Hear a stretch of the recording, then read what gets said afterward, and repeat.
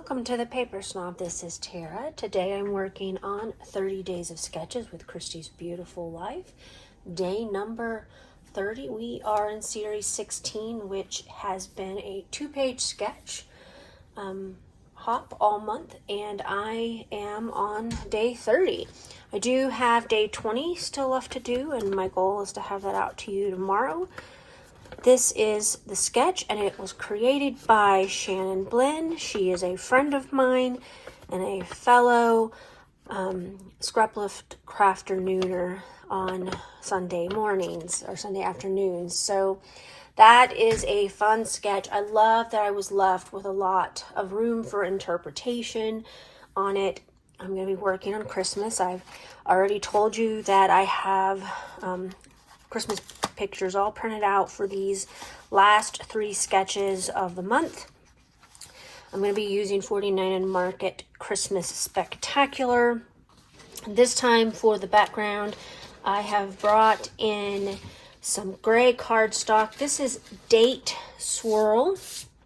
It is a smooth cardstock from Basil. I also have a stencil from Vicki Boutin that I am going to be using, as well as all of this product from 49 Market. So I'm going to pause. We're going to get started, and I will be right back. All right, we're ready to start. As soon as I get these branding strips off this cardstock, I adore this color of cardstock. I find that I'm always so pleased with the layout when I use this light gray, and so I'm glad I chose it to do this page, this double page layout. I'm going to bring in one of my Vicki Boutin stencils, but I'm going to try to get everything in camera first because I had forgotten to zoom back out. And so I'm going to be using my Hickory Smoke Distress Oxide ink and this Vicki Boutin stencil to go ahead and put some stenciling around the edges of this cardstock. So I don't think I've used this Distress Oxide ink pad very much, but I am quickly learning that it is one of my favorites, and so I'm just using it to get it kind of like a border all the way around the outside edge of this 2-page layout. I'm not going to be doing anything down the center because there's going to be paper and photos and things going down the center, but I wanted to add the stenciling because with all that beautiful 49 Market, I felt like just a plain base cardstock was just that, too plain. So I wanted to get all of this on here, and I'm kind of enjoying playing around with my stencils today. I actually did 2 videos today. One will go live on the 31st, and I used a stencil on it as well, so I was kind of proud that I got those out to play with. So I'm not really trying to keep the stencil completely lined up. Sometimes I lose my place and I just go ahead and just keep going. I'm not looking for perfection in the stenciling so much, and in some places I get it higher than the others. Some places it's close to the edge, and there was my little helper, and I did not want his help today. But I just wanted to get, like I said, a little bit of stenciling on here just to kind of distress this cardstock a little bit. And I really, really like how that stenciling looks with this layout when it's complete. So, as I was saying, I'm not looking for perfection. I am kind of trying to meet up the plaid a little, but it's not perfect. And in some places it doesn't actually meet. And I don't think you can really tell because of the way that the stencil was created. That plaid can be turned a couple of different ways and still look really great. So I'm curious, do you use a lot of stencils on your layouts? Do you not have any stencils at all? Just curious what your thoughts are on playing with stencils and ink. So now that I've got the stenciling done, I'm going to go ahead and start putting the background together. Now I'm going to take this sketch probably in a different way than Shannon intended. She had what looked like a long border long wide border on the left hand side of the page, maybe for pattern paper, and I'm going to put that on here with this black plaid with the poinsettia on it, and then I'm going to cut off a little tiny border for the other side here in a bit. I'm going to go ahead and distress the edge of this here because why not? I like to distress 49 and market paper. I love I know this is weird, but I love the little bits and pieces that it leaves on my desk. I mean, yeah, it gets kind of annoying. You got to move them out of the way, but I don't know, just seeing the distressing coming to life with the distress tool like that just makes my heart happy. Yeah, I'm weird. I know I'm weird.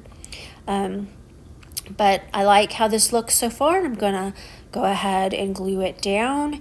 And then I bring in, I believe that pattern paper comes back in here in a second because I'm going to cut off about an inch border for the right hand page, and it's only going to be a little bit of a border. I will also scuff the edges, the two sides of this. I'm not going to scuff the edge of the top or the bottom piece because it's going to sit at the top of the cardstock. But the only reason I'm putting this strip of pattern paper on here is just to bring that pattern across to the other side to help draw your eyes across the layout.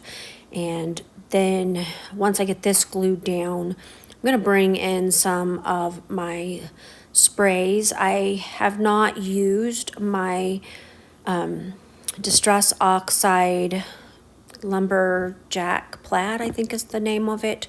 Oh, I lied. I am going to use another piece of cardstock, pardon me, or another piece of pattern paper. I forgot about the red.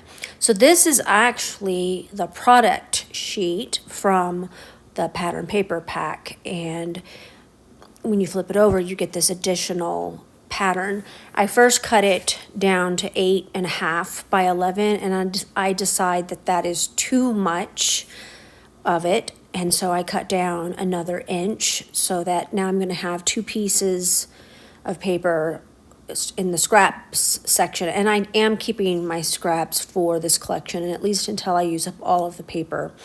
But I'm going to scuff the edges of this here as well.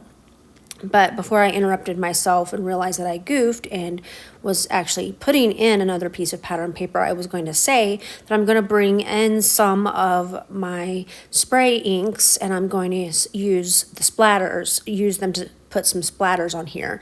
And I decided to do this because, you know, the 49 to market paper looks like it has tons and tons of splatters on it, but I don't want to do it after I put my photos down, because I know that I'm going to be using a lot of photos. So this is my Distress Oxide Lumberjack Plaid, I believe is the name of it.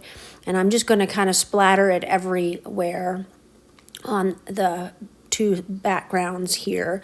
And then I'm going to walk away from the layout and allow it to dry once I get all the splatters on here. But I am going to use red, white, and black for the splatters everywhere. And I love this particular Distress Oxide ink. My problem when I try to use it with the ink smooshing technique, it looks too much like blood splatter, and I can't ever make myself use it. But in this manner, I love the red specks all over the background. The white is Delusion's White Linen. This is my favorite white spray. I have a friend who uses, I believe, the Diane Reevely one, and she likes that one probably about as much as I like this one. So I wonder, do you have a favorite white spray? Do you have a white spray for splatters at all? I have a second spray, but it is a Mr. Huey's white spray, and it is not as vibrant a white as the Delusion's White Linen. All right, so off camera, I went ahead and I matted the photos for the right hand side on some white cardstock, and for the left hand side, I matted them all on the red cardstock. The cardstock is just a cheap cardstock. I think I got it in a pack at Michael's. and it was several different shades of red, and I've just been kind of using it. I do want to note that I did not give my splatters enough time to dry. I thought an hour would be enough, and it wasn't. They were still not quite dry whenever I started playing around here, so I do smudge a few of them a little bit. So here is where I kind of differ from Shannon's sketch. I don't think she intended for there to be photos on that pattern paper, but I wanted to get more photos on here than just 6. And so I printed out these smaller photos. I printed them out in 2x3 and then just trimmed them down to where they're all 3x3. And then I matted them all with the white or with the red cardstock. So I pulled out the acetate pieces from this collection. I had not opened it yet, and I meant to open it for my last Christmas layout, and I didn't. But I went ahead and I started playing with these first. My intention was to use some of the laser die cuts and maybe even some of the more of the chipboard, but I didn't, because once I got to playing with these pieces, I felt like I had enough embellishment on here, and I was quite pleased with how many of these I was able to get used up. So my journaling blocks down the right-hand side of that left page are the insides from the frames that I used on yesterday's video. If you will remember, if you watched yesterday's video, you will remember that I actually peeled all of them off the backing, used the 2 outer frames, and then put these back on the backing. But I decided that they would make a cute way to journal on this layout, so that is what I decided to do, and I managed to get all 4 of them on there. The bottom one's going to end up with a piece of chipboard on it.